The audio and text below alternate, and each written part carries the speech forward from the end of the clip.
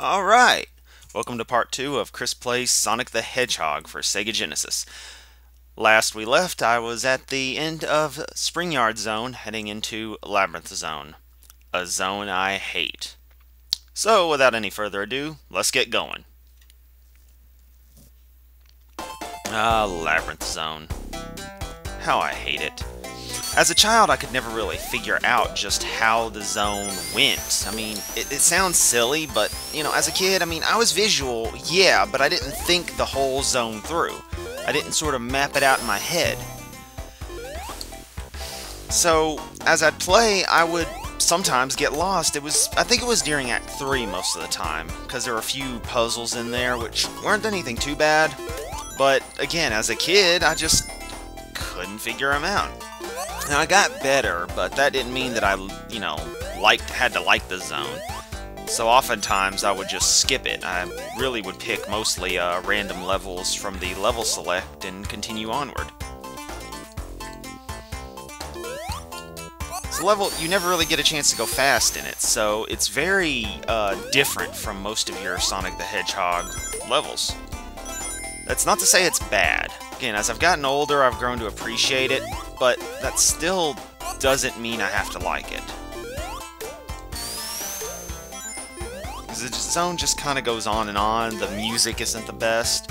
And again, as I get older, I grow to like this stuff more. My tastes change, I mature, and I just get to be more interested in more diverse gameplay than I used to be, but, we're talking, this is 20 years of this zone still never really being as fun as others.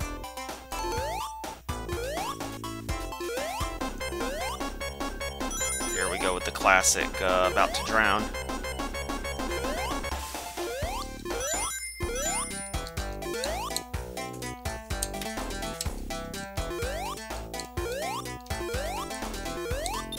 Now, some of these puzzles that I hated as a kid, I actually like as an adult. So, the game's, again, a very, very mixed bag. Or at least the zone is. The whole game itself, as good as Sonic 1 is, one could call it a mixed bag because there's some levels that just don't fit if you're used to later Sonic games because, well, this was the first, so zones like Labyrinth Zone aren't exactly standard later on in the games. Maybe about the closest to it that I can think of in any later Sonic games is Sandopolis in Sonic 3, Sonic & Knuckles. That level, well, mainly Sonic & Knuckles, but you know what I mean. That level was heavily puzzle-based. The corks. Gotta love them. Giant blocks of Swiss cheese.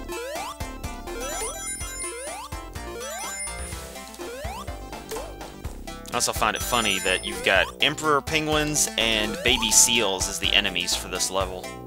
Or the animals that pop out of the enemies, the badniks, in this level. And I completely forgot to jump right there. I'm a little tired.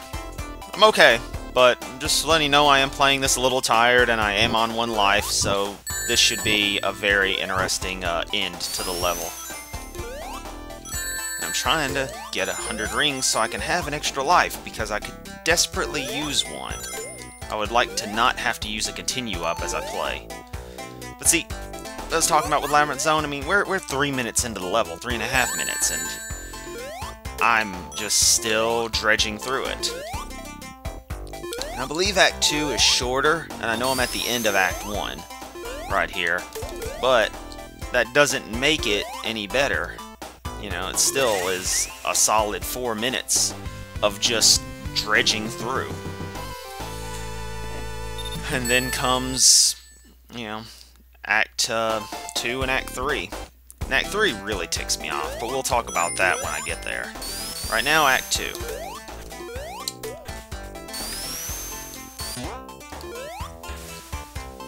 Love those bouncy slides. Bouncy slides, water slides.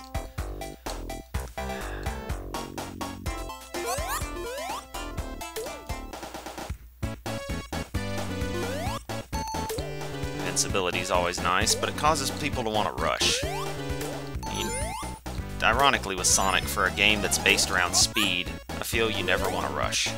Because it's about the correct use of speed, in my eyes. I mean, I'm mainly losing time to gathering oxygen bubbles, but you kind of need the air to stay alive, so I'd rather make sure that I at least have air in my system as I play than not.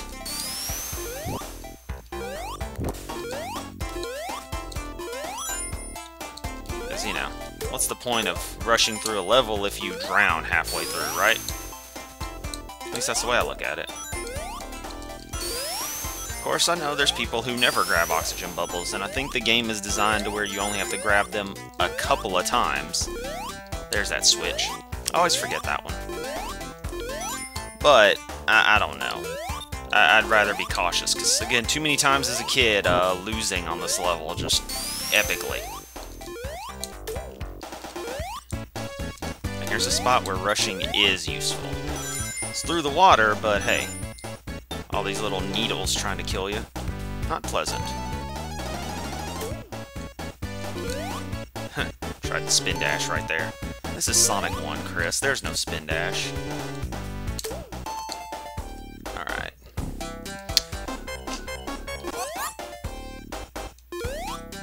Jump through these. Let this guy shoot his spiky balls.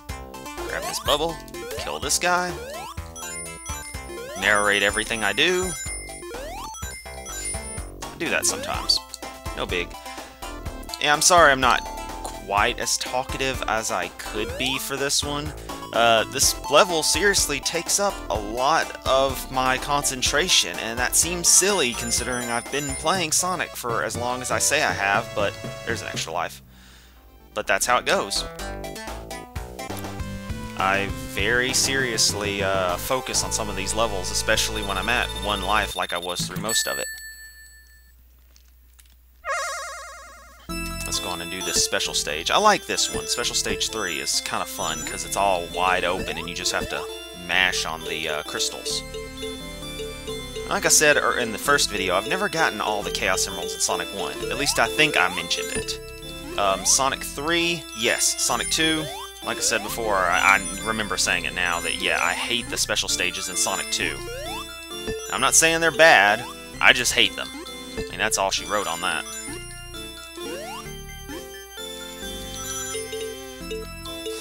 And honestly, I don't quite like the Sonic 3 special stages, but I can tolerate them because they're more forgiving.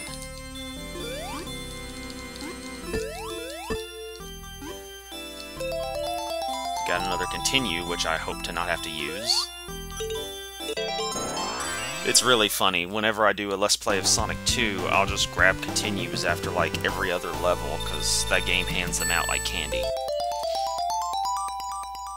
This means I have at least 2 continues now. That's good.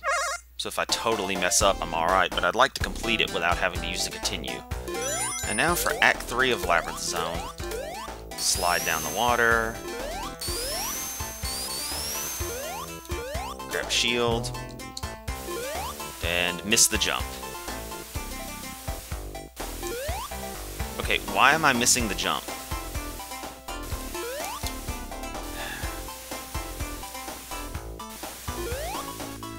Okay, is there seriously a reason that the jump is failing? Because you're seeing this, right?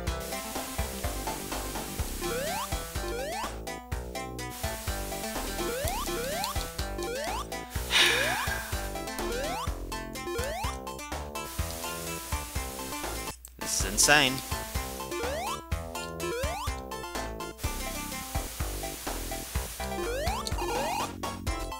Finally! I promise, I don't know what was going on there, but the jump was just not triggering. Like that, it wasn't working. See, there it goes, but it wasn't working earlier. And I normally never have difficulty getting that jump. So that kinda pisses me off. Then again, that's what happens when I play Sonic. Sometimes a glitch will happen, and I don't know why that one happened. I have not a clue. And I meant to go over there and grab, well, whatever was there. but that's okay. Moving on.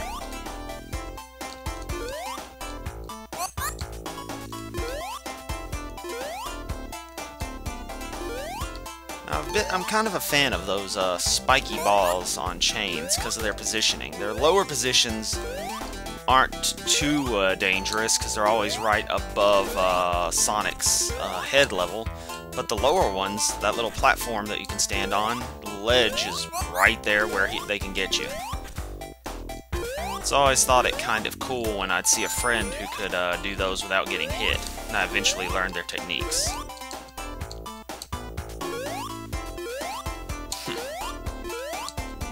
There goes some skillful jumping. Not bragging, just saying that's what it takes.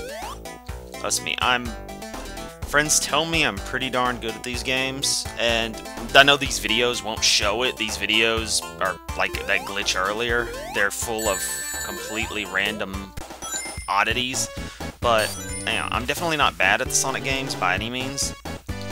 But you know, they aren't difficult, but I'm also not gonna say, you know, I'm the best at them. That, you know, oh, they're super easy, anyone can play them. They're hard, but they're not hard. They're easy, but they're not easy. I don't know. I had a train of thought and I lost it. Probably not the best time to be doing the tail end of this Let's Play, but hey, it gets better. I promise, it gets better. Actually, I don't know for sure if it gets better or not, but the point is I'm going to try to make it better.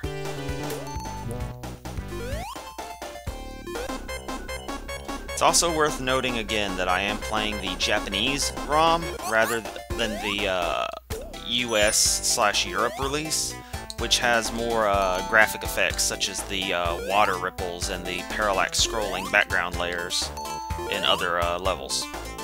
So if the water looks more ripply than it should, that's why. Love the Japanese version. You know, I really am fond of the background tile work in this level. It's nice. That's all I can say. I mean, if I had that as like a computer wallpaper, that'd be really cool. But I'd only really like it on an older computer. Nothing modern, you know, not like on a Windows 8 machine, but like Windows 2000, that'd be pretty cool. But that's just me. Alright, here we go. Fail. Total fail. And apparently harp seals, if you notice right there, they can phase through platforms. Don't know what's up with that, but okay. Now I know the boss is coming up, and here's where the problems were. When I was a kid, this was the most annoying thing to have to try to do. Because I always thought, hang on, I need to hit this guy. And apparently you don't. Love what the background does here, by the way, how it shifts into that other brickwork, like you're getting closer to the surface. But yeah, with Robotnik here, I always thought you had to clear through, and no, you don't actually have to take him down. You just have to make your way to the top.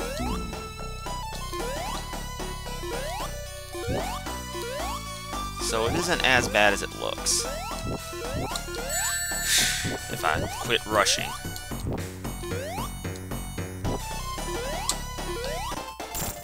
Yeah, there we go. As a kid, I'd never do it. I'd rush and I'd get myself killed. And I'm not kidding. Only as an adult did I realize you don't actually have to kill him. Which, yeah. Kind of ticked me off in retrospect. Let's move on. Starlight Zone. A way too easy zone. Run over here, run back, roll. And I didn't mean to hit that. That's okay, though. I usually like to hit the ring boxes first, then get the invincibility because, well, that makes sense. But this is okay.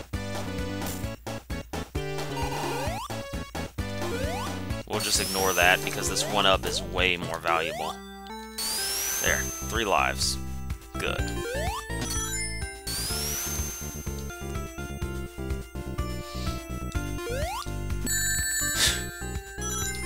Always try that jump, always miss that jump.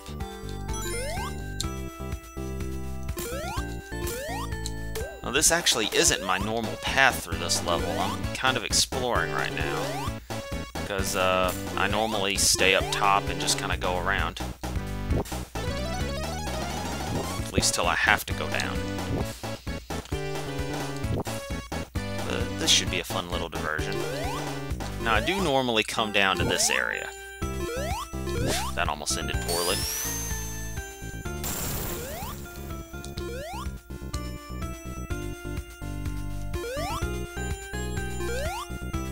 I always wondered what was up with those fans, why they were just sitting there.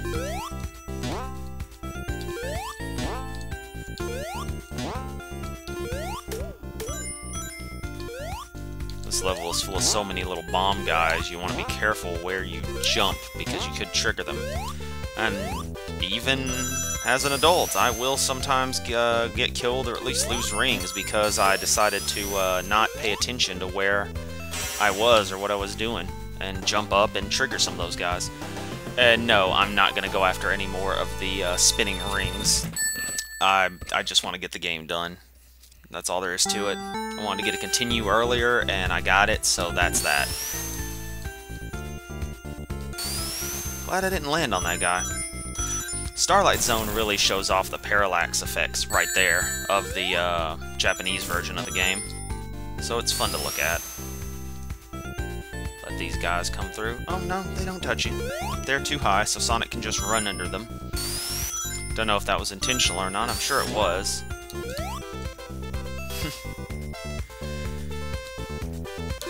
And there was a glitch where Sonic doesn't quite properly run onto that platform.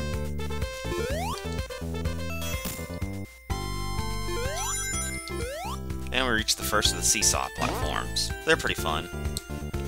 The concept was recycled in Sonic 2 for the Hilltop Zone and its platforms. I like it. A little annoying, a little slow, but they work.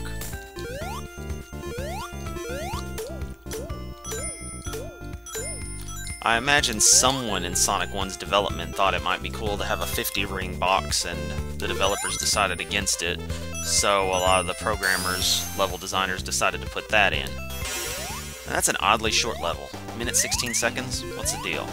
But yeah, that 50-ring section there's a couple of those through the game, and it's like, why are they there?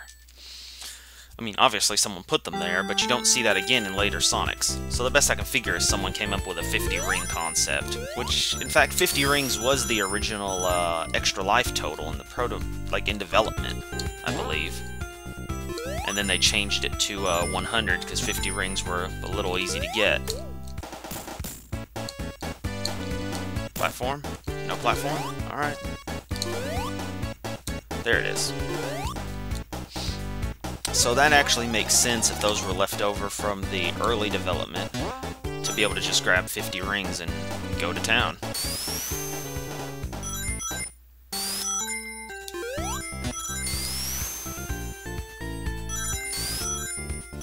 You know, supposedly this level is an unfinished highway, and I'm sitting here thinking, what kind of highway would be designed like this?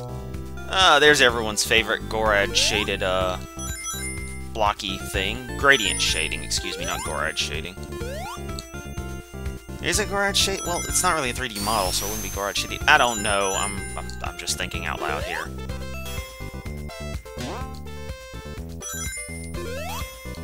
Either way, everyone seems to love that little spiky ball half.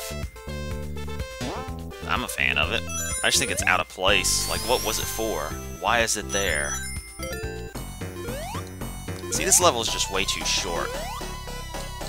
Which, when I mentioned in the last video the original level order for Sonic 1, it makes sense considering this would have been a level, I think it was a slot or two before Spring Yard. Spring Yard being the city that this level led into. At least according to concept. And again, my memory of concept. Of course, you hear so many stories about the development of these games, who knows? Okay. Let's... Alright, Chris, let's not jump into these things. There we go.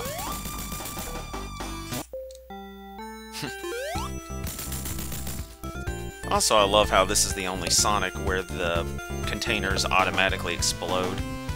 Sonic 2 and Sonic 3, they blow open just by, you jump on it and they just pop open. They don't actually blow up. But here we go. Scrap Brain Zone. Let's do this. Now, I know for a fact the zone's original name was Clockwork Zone.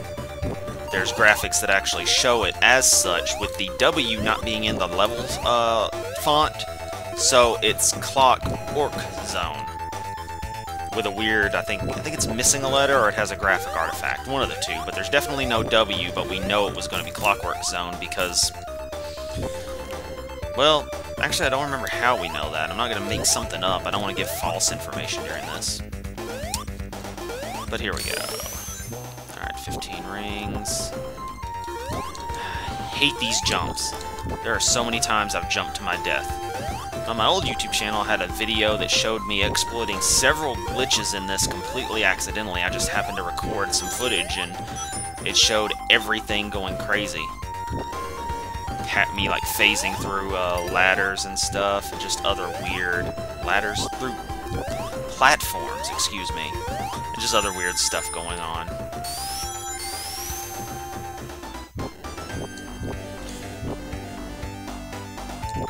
It's also, you know, something I like about this level is the music. Really good for this one. Not so good for Labyrinth Zone. It's acceptable for Starlight Zone, but I'm not a fan. But, wait, do we go up? Yeah, this is where we go up. The next one you go down in. This is actually the first time I've ever done this level without getting hit, I think. That's pretty good. No, what I was saying was, the music is good. The last two levels didn't have that great a soundtrack. The first three levels do. But this music pales in comparison to Scrap Brain Zone for the 8-bit Sonic the Hedgehog one. The one for the Sega Master System and Game Gear. That music is amazing. I strongly recommend anyone watching this go look up the Sega Master System Scrap Brain Zone.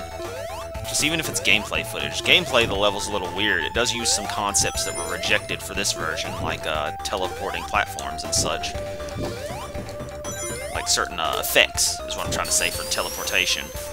But the level does have some of the best music in the Sonic the Hedgehog series, and I mean, that sounds like an exaggeration. It's not. In my opinion, it's definitely some of the best. Buzzsaw. That's okay, though. My goal with this level is simply to survive. Avoid the buzzsaw, and go. Now, back when Sonic and Knuckles was released, everyone was wishing they could play Sonic 1 as Knuckles, and that, of course, wasn't possible. Now, people said that, oh, Knuckles crashed on the conveyor belts, which is a silly idea, because if there was a bug like that, they would just patch it.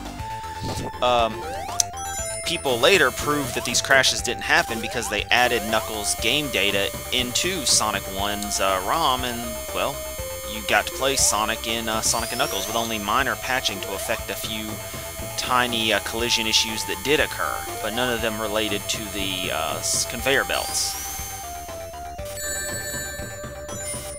What we believe, like the Sonic fanbase believes was the problem, is the palette used. Since a lot of the elements in the game used Sonic's color, they looked wrong, and I guess there wasn't an easy way to fix that. Because patching a bit of game mechanic code, that's easy. But patching up, you know, certain color palettes and adding in more stuff, no.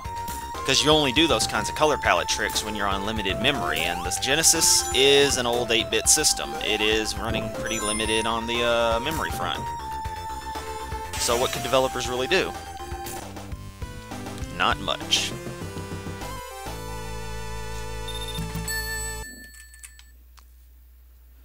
At least, that's the theory I accept for why. But here we go. Robotnik does the classic, you ain't getting to me yet.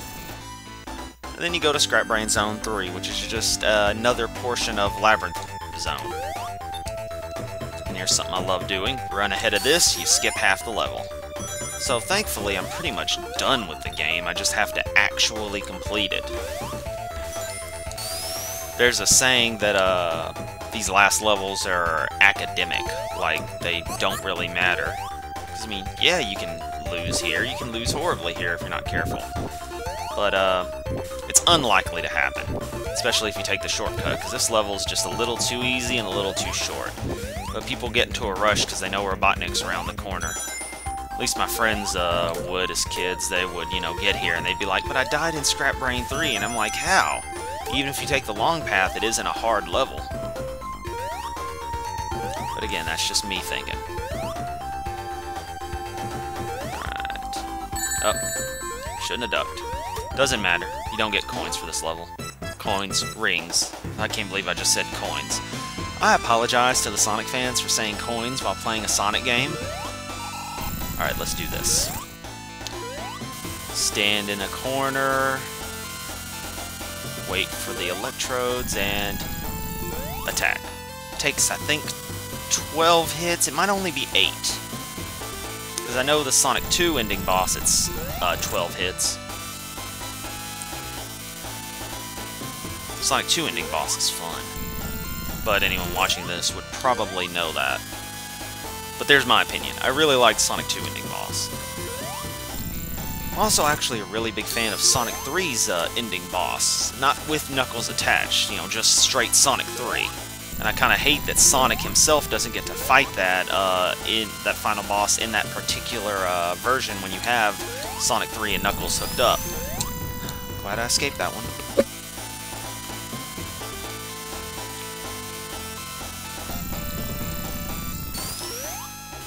But as Knuckles, you get to fight the boss, but you don't get the epic music that goes along with it, which, yeah, you get the music for later actual final battles, but I thought it was really cool to be fighting on this platform under the Death Egg.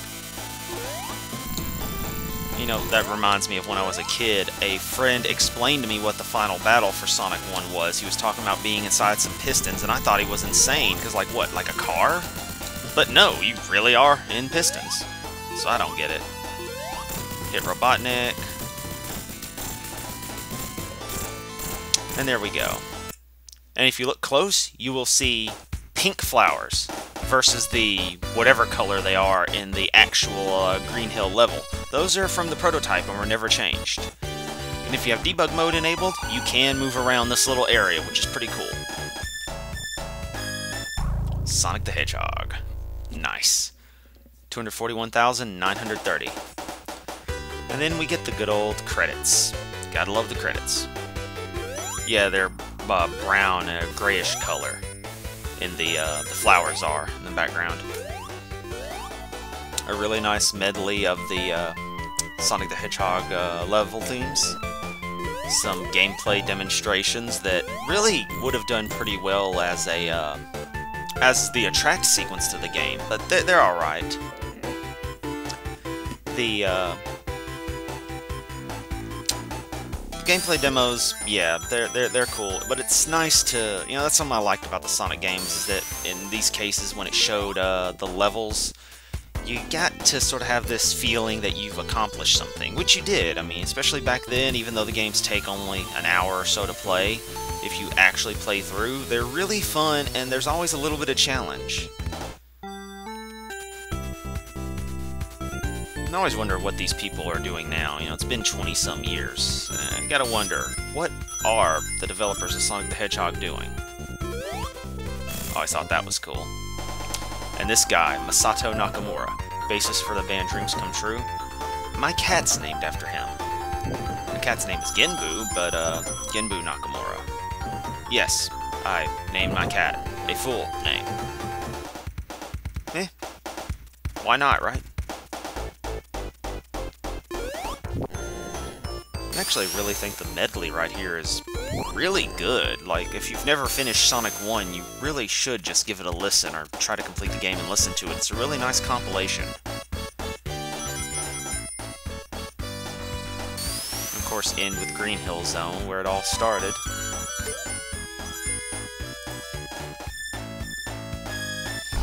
Now, as I said, I'm not going for the good ending. I'm not trying to get all the Chaos Emeralds from Robotnik. I don't care enough. One of these days I might try, but not now. Sega! And that concludes Chris Plays Sonic the Hedgehog. I hope you enjoyed. I don't know what my next project's gonna be, but this was just a test to see what would happen if I went about it. Again, I hope you enjoyed. Catch you later. Have a great day. Oh yeah, and thanks for watching.